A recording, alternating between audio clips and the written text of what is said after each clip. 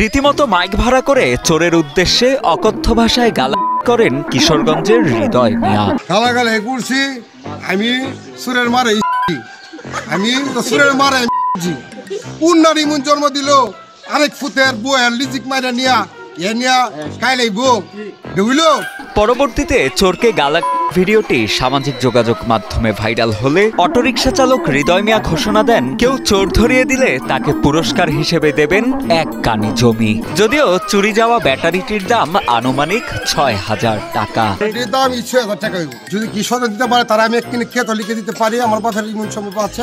গত 23 ডিসেম্বর সকালে কিশোরগঞ্জের ভৈরব উপজেলার গজারিয়ায় ঘটে এমন অদ্ভুত ঘটনা। জানা যায় অটোরিকশার ব্যাটারি চুরির দায়ে মাইক ভাড়া করে চোরকে গালাগালি করছিলেন ক্ষুব্ধ রিকশা চালক হৃদয় মিয়া। সুরটা তো ঈশ্বরনঙ্গের ওরের ভিত্তি আছে, তার কানে যদি মনের ব্যথা লাগে কান লিজি কাট দিলাম আমি, এই কারণে আমি আর মারবো না। আমি গেছে আমার পুত্র করো টিভি দেখতাম, টিভি দেখে আয়া দেখি ব্যাটারি নেই, আমার মাথার মাঝে বাড়ি হয়ে গেছে।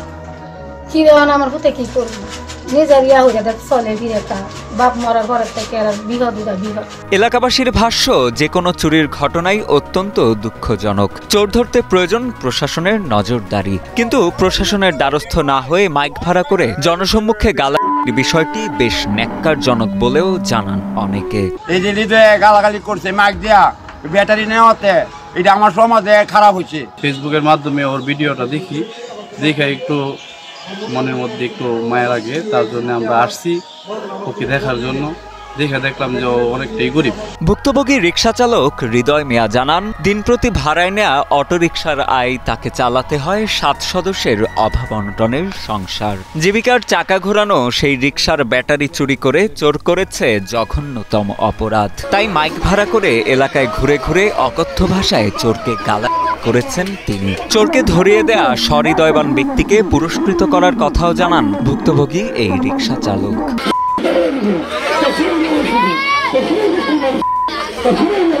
তবে রাগের মাথায় গালাগালি করেছেন বিধায় সবার কাছে ক্ষমাও চান চোরের খপ্পরে ব্যাটারি হারানো রিকশা চালক হৃদয় মিয়া।